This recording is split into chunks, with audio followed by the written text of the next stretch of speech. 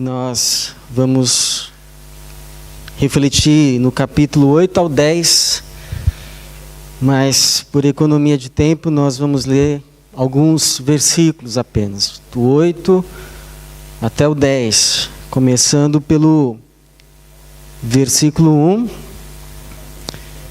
do capítulo de número 8, de Levíticos. Levíticos, capítulo de número 8, a partir do versículo de número 1, que diz assim: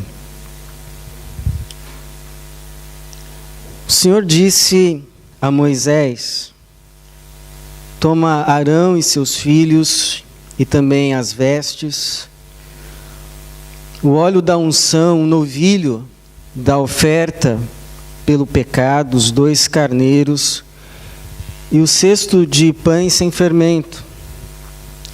Reúne toda a comunidade na entrada da tenda da revelação. E Moisés fez conforme o Senhor havia ordenado, e a comunidade se reuniu na entrada da tenda da revelação. E Moisés disse à comunidade: Foi isto que o Senhor ordenou que se fizesse. Então Moisés trouxe Arão e seus filhos e os lavou com água, e vestiu Arão com a túnica, colocou-lhe o cinto, vestiu-lhe o manto e pôs sobre ele o colete sacerdotal, prendendo-o com o cinto, colocou-lhe também o peitoral, no qual pôs o urim e tumim, e colocou-lhe a mitra sobre a cabeça e sobre esta na parte dianteira, pôs a lâmina de ouro, a coroa sagrada, conforme o Senhor havia ordenado. Capítulo agora de número 10, capítulo de número 9, versículo 22. Depois de oferecer o sacrifício pelo pecado, o holocausto e as ofertas pacíficas, Arão levantou as mãos para o povo, abençoou e desceu. E Moisés e Arão entraram na tenda da revelação, e depois saíram e abençoaram o povo, e a glória do Senhor apareceu a todo o povo. Pois saiu fogo de diante do Senhor e consumiu o holocausto e a gordura sobre o altar. Ao ver isso, todo o povo gritou de alegria e prostrou-se com o rosto em terra. Capítulo 10, versículo 1. E aconteceu que Nadab e Abiú, os filhos de Arão, pegaram cada um o seu incensário, e pondo nele fogo e incenso, ofereceram fogo não permitido diante do Senhor, o que ele não lhes havia ordenado. Então saiu fogo de diante do Senhor e os devorou, e morreram diante do Senhor. E Moisés disse a Arão: Foi isto que o Senhor falou: manifestarei a minha santidade entre aqueles que se aproximarem de mim, e serei glorificado diante de todo o povo. Mas Arão ficou em silêncio. Versículo 16. Moisés procurou muito o bode da oferta pelo pecado, mas ele já havia sido queimado. Então ficou furioso com Eleazar e Itamar, os filhos que restaram a Arão, e lhes disse: Por que não comestes a oferta pelo pecado em um lugar santo, visto que é uma porção santíssima? O Senhor a deu a vós para tirardes o pecado da comunidade, para fazerdes expiação por eles diante do Senhor. Já que o sangue do bode não foi levado para dentro do santuário, certamente devíeis tê-lo comido em um lugar santo, conforme eu havia ordenado. Então Arão disse a Moisés: Hoje eles ofereceram a oferta pelo pecado, e o holocausto diante do Senhor, e essas coisas me aconteceram. Se eu tivesse comido hoje a oferta pelo pecado, será que isso teria sido agradável aos olhos do Senhor? Moisés ouviu essas palavras e elas lhe pareceram aceitáveis. Obrigado, Senhor, pela tua palavra. Peço que agora o Senhor mais uma vez fale com cada um, para a tua glória, para a nossa salvação, e em nome de Jesus. Amém. O que você pensa em fazer da tua vida? Aliás, a pergunta é mais simples ainda. O que você vai fazer da tua vida? Qual é, assim, o teu projeto de existir? Como é que você responde ou define a quem te pergunta, afinal de contas, qual é o propósito da tua existência? Para que você vive? Você tem um propósito de vida? Está claro para você qual é o propósito? Ou você está mais, como dizia aquele cantor, deixa a vida me levar, a vida leva eu, e vamos que vamos, e a gente não sabe para onde vai mesmo, então deixa que a vida leva. O problema é que quem não sabe para onde vai, não sabe se chegou. E aí a alma vai se angustiando, porque os anos vão passando e a história não vai se configurando como a gente entendeu que ela deveria se configurar quando éramos mais novos. E aí fazemos assim uma retrospectiva e muitas vezes ficamos angustiados, ficamos frustrados. E essas perguntas, ao invés de ajudar o coração, angustiam a alma. Essas perguntas angustiam a alma. Porque quando te pergunta assim, qual é o teu propósito de vida, qual é o teu plano para a tua existência, a impressão que se dá é que tem algo que deveria estar sendo feito que não se está sendo feito. Tem um lugar que se deveria chegar ou ter chegado, mas não se chegou e talvez não se chegue. E aí você começa a se comparar com outros que na sua cabeça, na sua perspectiva, chegaram e você não chegou, e aí começa uma angústia, uma crise existencial, aí você entra em dias de angústia, de tristeza, e começa a se revoltar com Deus, e etc, etc, etc. Mas cabe a pergunta, porque você sabe que a vida é mais, não é? Do que simplesmente resumir a vida a trabalhar, ganhar dinheiro para poder viajar. Trabalhar para ganhar dinheiro e poder comprar. Trabalhar para ganhar dinheiro e poder desfrutar.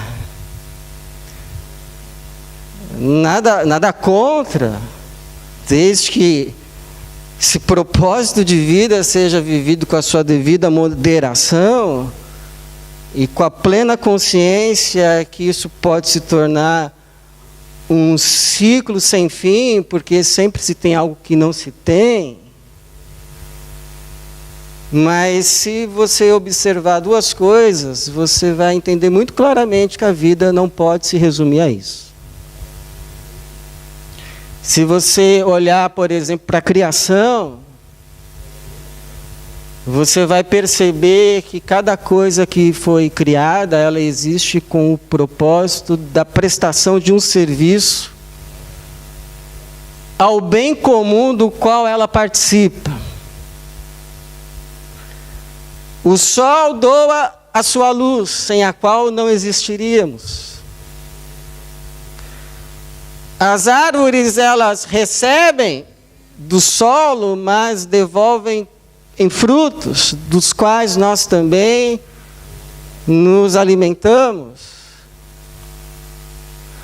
O mar dá as suas águas, dá o seu sal, dá os seus peixes, e os seus peixes dão o ômega 3. Ou seja, cada coisa que Deus criou não está aqui só para desfrutar, para tirar, mas está aqui para contribuir na sua prestação de serviço santo, como coisa criada. Porque nós acharíamos que só os seres humanos seriam diferentes. Se você olhar para o testemunho das Escrituras, elas vão nos chamar a atenção o tempo todo para aqueles homens que viveram mais perto de Deus e dedicaram as suas vidas a servi-lo, o encarnado Cristo, Rei dos Reis e Senhor dos Senhores, veio nos dizer: eu não vim para ser servido, mas vim para servir. Ou seja, nos seus 33 anos de experiência humana, essa experiência nossa na carne, no osso, no pó da terra, nas tribulações, nas angústias, nos quereres, Ele determinou: a minha vida aqui vai ser dedicada a um serviço. E acrescentou que os seus discípulos não devem ser maiores do que o seu Senhor. Ou seja, se o nosso Senhor, a quem dizemos que seguimos, viveu para o serviço, por que entenderíamos que estaríamos seguindo ou se estamos vivendo para outro propósito? Qualquer outro que seja. Por que nos enganaríamos a nós mesmos?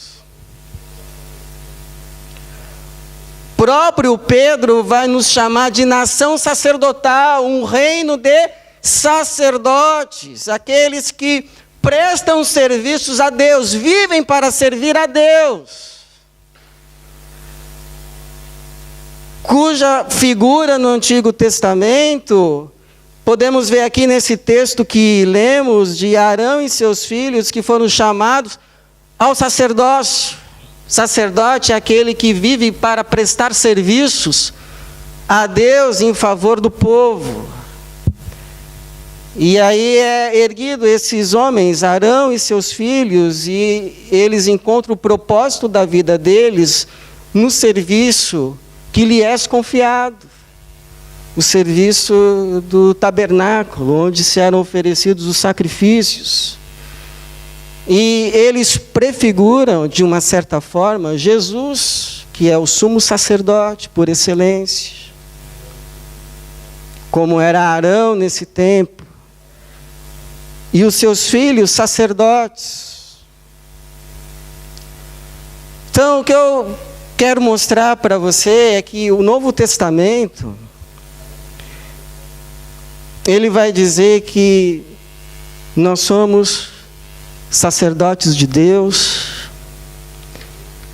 e que aqueles que foram separados por Deus deste mundo, nós, entre parênteses,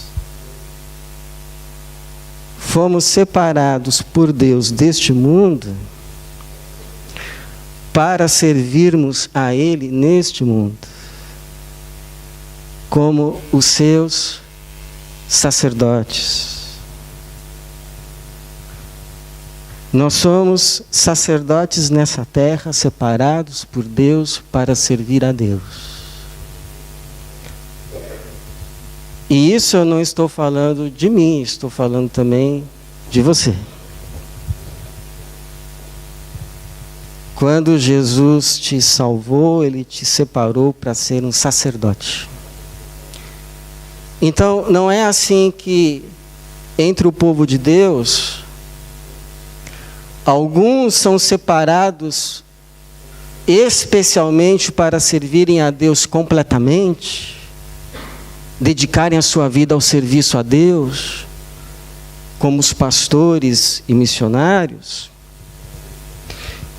E os outros, eles são chamados sim para servirem a Deus, mas de forma assim parcial. O serviço a Deus não é a vida, é parte da vida. Não. A questão é que todos que são de Cristo são chamados a, como Cristo, ser sacerdotes. A diferença é que alguns vão exercer o seu sacerdócio, o seu serviço sacerdotal, como pastores, como missionários. E outros vão exercer o seu serviço sacerdotal a Deus como médicos, como engenheiros, como professores, como motoristas, como camareiros, como enfermeiros, como diaristas, como operários, e aí acrescente tudo. É por isso que o Pedro vai dizer aos escravos da sua época: é ao Senhor a quem servis. É ao Senhor a quem servis. E é nesse serviço que você encontra o propósito da vida. O propósito pelo qual Deus te trouxe à existência. O propósito pelo qual Deus te salvou. O propósito pelo qual Deus te permite ainda estar nessa terra. O propósito pelo qual Deus te deu talentos. O propósito pelo qual Deus te deu dons. A fim de que você esteja aqui para prestar um serviço a Deus como um sacerdote de Cristo, um sacerdote do Altíssimo. Essa é a tua vocação. Esse é o teu chamado. Viver para servir o Altíssimo. Pergunta que fica é: o que a gente pode aprender a respeito dessa vocação, desse serviço sacerdotal por meio da história aí de Arão e dos seus filhos? Então a primeira coisa é que não é você quem escolhe o serviço. Não sou eu quem escolho o que eu quero fazer na vida. Quem escolhe é aquele que te escolheu. Deus, por exemplo, não foi Arão que um dia acordou e disse assim: ô Moisés, aqui eu estou com uma vontade de ser sacerdote. Vê uma vaguinha aí para mim. Será que Deus não está te dando uma ideia de montar assim um pessoal para trabalhar no tabernáculo? Eu estou achando que eu sou um sacerdote. Não, mas o texto começa dizendo, o versículo de número 1, que foi o Senhor quem o apontou. O Senhor disse a Moisés: toma Arão e seus filhos. Como ele já havia dito em Êxodo 28:1, e chamarás dentre os israelitas teu irmão Arão e seus filhos Nadab e Abiú, Eleazar e Itamar, para me servirem como sacerdotes. É Deus quem escolhe, não somos nós quem nos chamamos, Deus que nos chama. E isso não deveria ser motivo para frustração, mas para descanso. Descanso. Porque se não sou eu que tenho que me escolher, é Deus quem me escolhe, então eu não preciso angustiar minha alma procurando o que fazer para Deus. Eu não preciso angustiar minha alma caçando o que fazer da vida. O que eu preciso me preocupar é em ser fiel a Deus naquilo que Ele me está confiando hoje. Onde você está? Sabendo que se Deus quiser que você vá para outro lugar, fazer outra coisa, você pode ter certeza que Ele vai te falar. Aliás, digo mais, você pode ter certeza que Ele vai te levar, ainda que você não queira.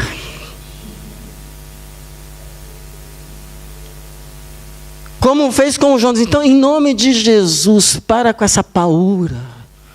Ai, será que era para eu estar aqui mesmo? Será que não era para eu estar lá? Eu não estou... Se você não está no lugar certo, fazendo o que tem que fazer, você pode ter certeza que o primeiro que vai te colocar no lugar é Deus. Então, em vez de ficar angustiado, descansa. O que Deus está me confiando hoje? É esse serviço, é esse o meu sacerdócio. É esse lugar, é aqui o meu campo, é aqui o meu tabernáculo, é aqui onde eu vou prestar o meu serviço sacerdotal a Deus. E vou fazer de forma fiel, porque é o Senhor a quem sirvo. E lembrando que uma das razões pelas quais os anjos caíram é porque eles não mantiveram os seus postos. Judas, versículo de número 6. Aqui não está bom não, eu quero... E o máximo que conseguiram foi cair. É como diz um pastor, é melhor ser empurrado pela Trindade do que andar na frente dela. Então calma, calma. Sossega a tua alma. Deus cuida da tua vida. A segunda é que servir a Deus, servir ao Senhor, é honra.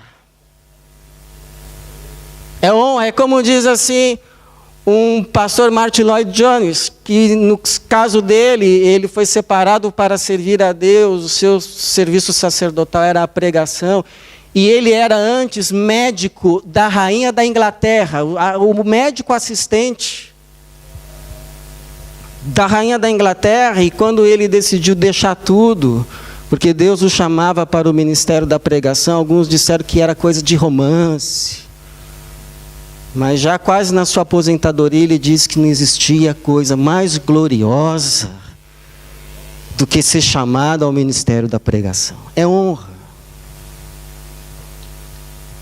E isso a gente vê pelas vestes que foram concedidas a Arão e aos seus filhos. Eu sei que não está muito na moda hoje, mas olha só as roupas que foram concedidas ao Arão a partir do versículo 7. Diz que tinha uma túnica, e aí vinha um cinto, depois tinha um manto, e aí vinha um colete sacerdotal prendido com outro cinto, aí vinha um peitoral com urim e tumim. Versículo de número 9, e colocou-lhe a mitra sobre a cabeça, e sobre esta na parte dianteira, pôs a lâmina de ouro, a coroa sagrada, tinha uma coroa de ouro, onde estava escrito Santo ao Senhor. Então não importa qual é o significado espiritual que se possa dar a essa indumentária, mas o significado básico, primário é honra. Honra. Como Deus mesmo tinha dito em Êxodo 28:2, farás vestes sagradas para Arão, teu irmão, para glória e ornamento.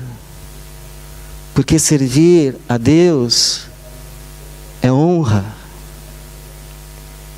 Deus tem em grande honra aqueles que o servem. Quem serve a Deus é olhado por Deus como alguém servindo em roupas de gala, ainda que na prática o esteja servindo com chinelos. Por quê?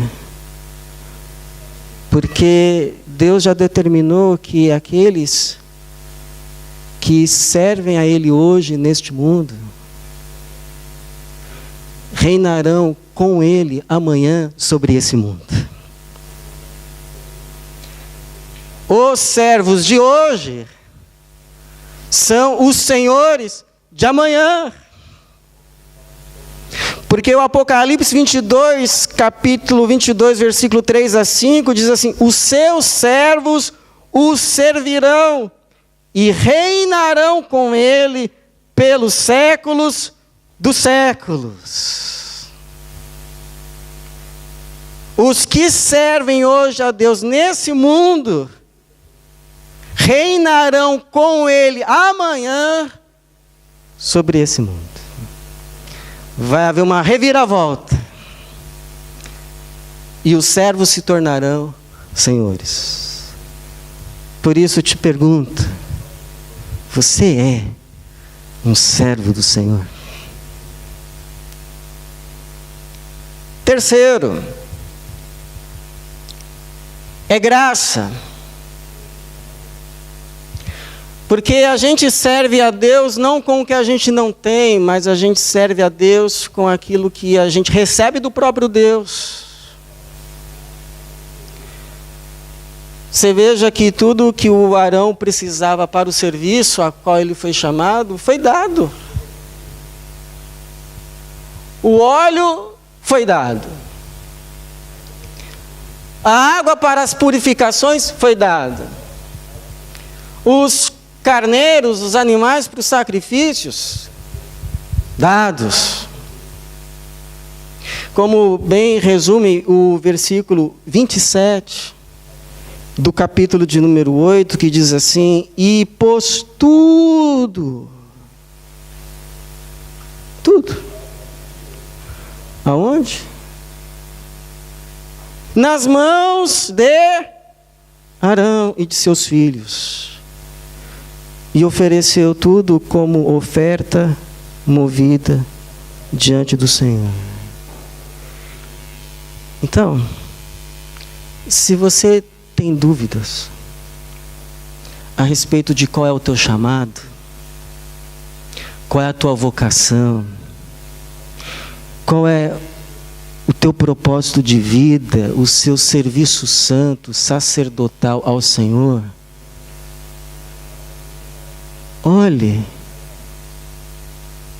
para o que Deus tem te colocado nas mãos. Por quê? Porque o teu chamado, a tua vocação para o serviço santo, você não encontra dizendo assim: eu quero fazer aquilo, e aí, escolhendo você o que fazer, você vai procurar capacitação que você não recebeu para fazer o que você quer fazer. Ao contrário. Você olha para a capacitação que você recebeu, e ali você descobre o serviço que é para ser feito.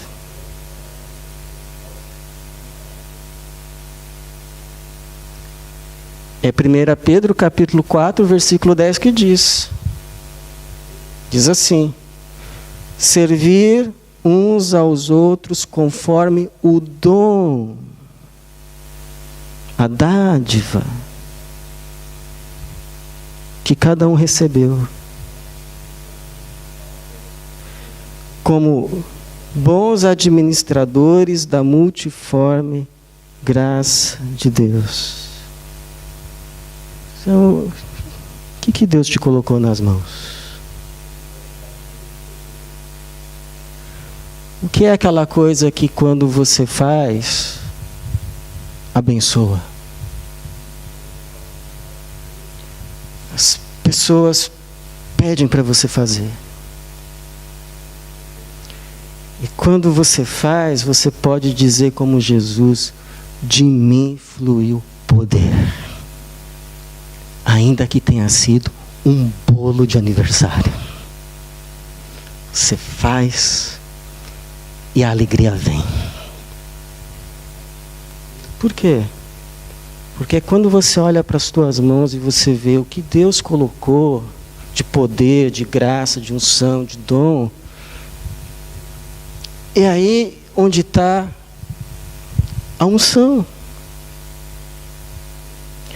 É aí onde está o sim de Deus. É aí onde está a bênção para o serviço. Você lembra qual foi a pergunta que Deus fez a Moisés, quando o chamou para ir ao Egito libertar o povo? E Moisés, com todas as desculpas a respeito do que ele não tinha, qual foi a pergunta que Deus fez para ele? O que você tem aí na sua mão? Isso aqui é isso aí. Uma vara? É com essa vara que eu vou libertar o povo do Egito. Em nome de Jesus, não despreze o seu sacerdócio. Não diga que é pouco o que Deus te colocou nas mãos. É com esse pouco que Jesus vai fazer maravilhas. Não foi com os denários que os discípulos disseram que não tinham que Jesus alimentou uma multidão, não. Foi com 5 pães e 2 peixinhos que o menino disse que tinha. E os discípulos olharam e disseram: mas que é isso para uma multidão? Me dá aqui. Me dá aqui. Me dá aqui para você ver se Deus não alimenta uma multidão. Não foi com o azeite que a viúva disse não tinha, ou com os recursos que ela imaginava que tinha que ter, que Eliseu a ajudou. Mas a pergunta de Eliseu foi: o que você tem na sua casa? A salvação, a solução está lá. Deus já deu, não vai dar, já deu. E é assim a Bíblia toda. Que Deus te colocou já nas tuas mãos. É com isso aí que você vai prestar o seu serviço e você há de glorificar a Deus. Então é Ele que escolhe, é honra aos olhos dEle, não importa qual seja o serviço, ainda que você sirva de chinelos, aos olhos dEle você está vestido de gala. E é Ele que provê tudo o que você precisa para prestar o serviço. Então olhe para o que Ele já te proveu. Porque é suficiente, mais do que o suficiente. E quarto, Deus espera reverência. Deus espera seriedade. Deus espera que você se desencuba desse serviço santo e sacerdotal com santo temor. Porque é a Deus a quem você serve. Então o pessoal fica se perguntando, afinal de contas, por que o Nadab e Abiú, que eram os filhos mais velhos do Arão, ofereceram fogo estranho ao Senhor? Por quê? Será que foi assim uma questão de ignorância? Eles não sabiam que as brasas, o fogo a ser oferecido, tinha que ser tirada ou tiradas do altar, cujo fogo quem acendeu foi Deus. Porque quem acende o fogo da obra de Deus não é o homem, mas é Deus. O nosso trabalho não é acender o fogo da obra, é manter o fogo aceso. Quando a gente tenta, por nós mesmos, acendermos o fogo da obra do Senhor, o máximo que a gente consegue é oferecer fogo estranho. Será que o Nadab e Abiú não sabiam disso? Ou será que foi assim por displicência? Ah, fogo é tudo igual.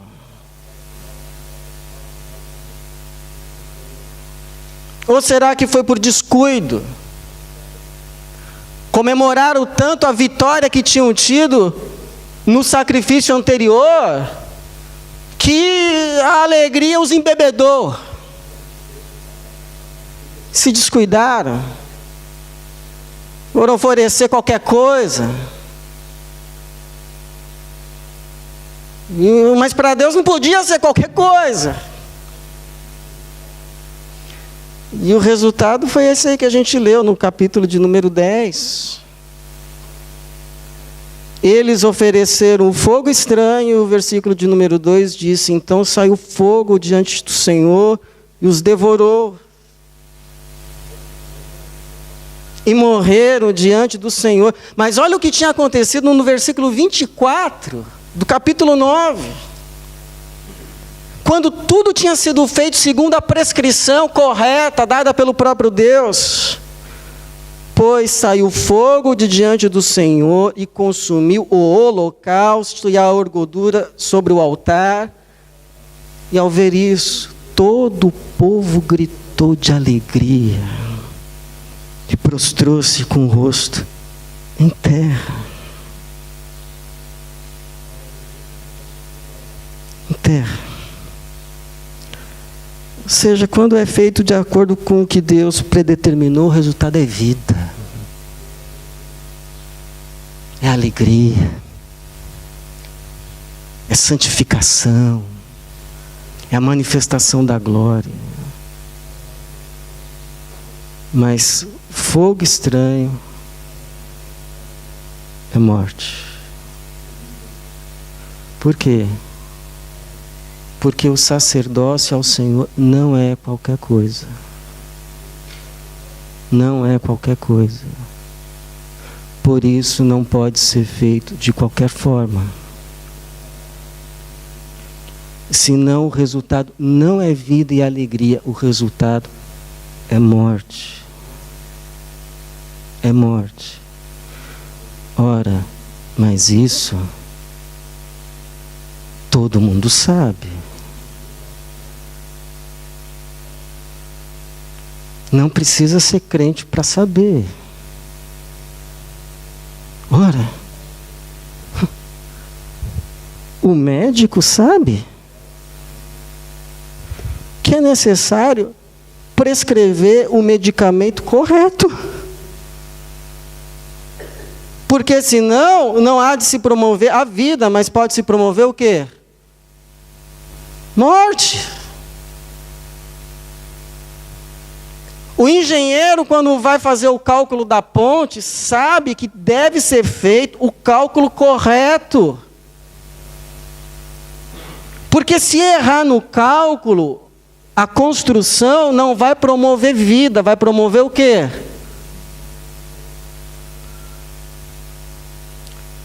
O motorista de ônibus, sabe? Que tem as normas para serem seguidas na condução. Porque senão o que se pode promover com o seu serviço não é facilitação da vida, mas é promoção da morte. Será que só os sacerdotes de Cristo que não sabem disso? É somente os sacerdotes de Deus que se descuidam disso?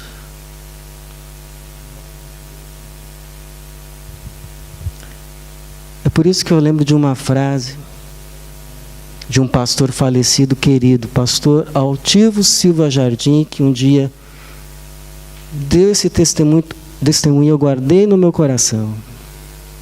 Ele disse assim que quando era jovem, as pessoas começaram a chamá-lo muito para pregar.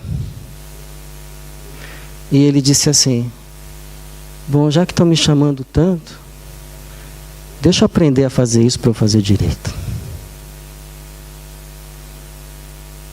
E o resultado do ministério foi vida, não morte. O fogo santo descia assim, mas era para promover vida. É assim. Tudo na vida é assim. E por fim, esse sacerdócio santo precisa ser exercido também, principalmente, sabe com o quê? Coração. Coração. Coração. Porque não é teatro. Não é performance. É espírito e vida. É em espírito e em verdade. É íntegro. É sincero. É puro. É verdadeiro. Não tem duas pessoas, é uma só. Não tem duas vidas, é uma vida só. É integridade no altar, é o coração ali posto antes de qualquer coisa, porque senão aquele que sonda e vê os corações não se agrada, não aceita, ainda que os que olham do lado de fora digam que está tudo certo. Não é mecânico, senão cai lá em Isaías capítulo de número 29, 3, esse povo me honra com os lábios, mas o seu coração está longe de mim. É só performance externa. Não aguento mais isso. Não me tragam mais esses sacrifícios, não me tragam mais essas ofertas. Não quero mais saber disso, fecha a porta desse templo. Não suporto cerimônia sem integridade. Vocês não me compram com ofertas. Tem que haver uma coerência entre o que está acontecendo do lado de fora e o que acontece do lado de dentro. E eu creio que essa foi uma das razões pelas quais o Arão se recusa, logo após a morte dos filhos, a comer o sacrifício que ele deveria comer para executar o seu serviço em favor do povo, como sacerdote, aliás, sumo sacerdote, diga-se de passagem. A alta patente, responsabilidade grande. Tanto que quando Moisés fica sabendo que o bendito do bode lá não foi sacrificado, fica doido. Será que não aprenderam? Os dois aí acabaram de morrer, porque não fizeram conforme se prescreveu, agora vocês não me oferecem o bode? Então a gente olha para o Levítico e acha que está falando de bode, né? Não. Olha aí, versículo 16 do capítulo 10. Moisés procurou muito o bode da oferta pelo pecado, mas ele já havia sido queimado, então ficou furioso. E aí foi questionar os filhos do Arão.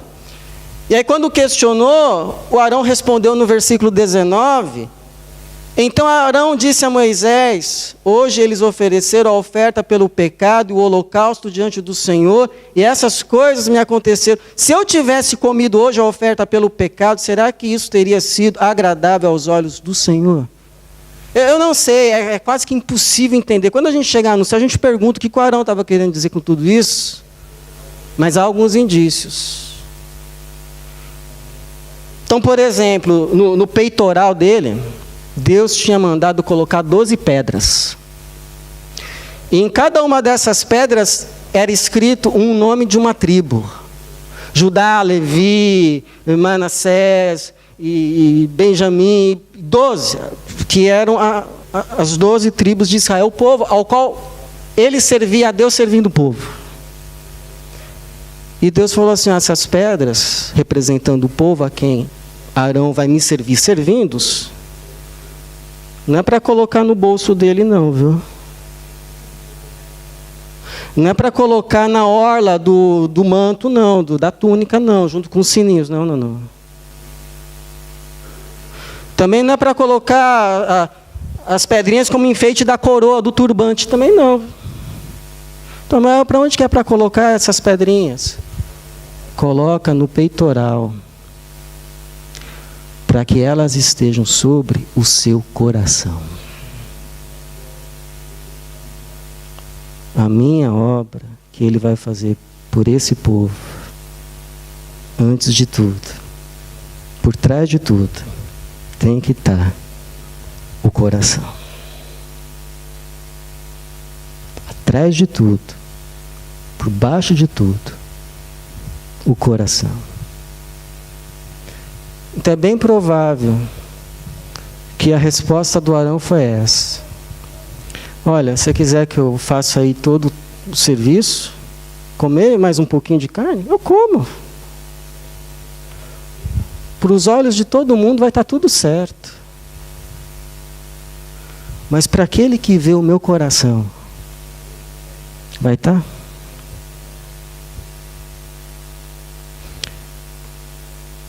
E isso foi aceitável aos ouvidos de Moisés. Aí alguém diz assim: pastor, sabe, é esse o meu problema. É que infelizmente eu não faço o que eu gosto. Eu não faço o que eu gosto. É por isso que eu não faço de coração.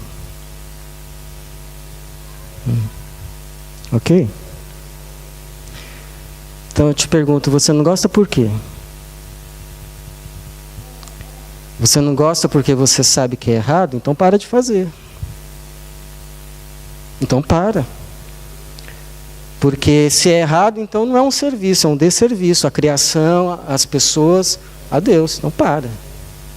Esse é o motivo pelo qual você não gosta? Então pare e Deus vai te sustentar de outra forma. Ainda que Ele tenha que te enviar corvos para te sustentar.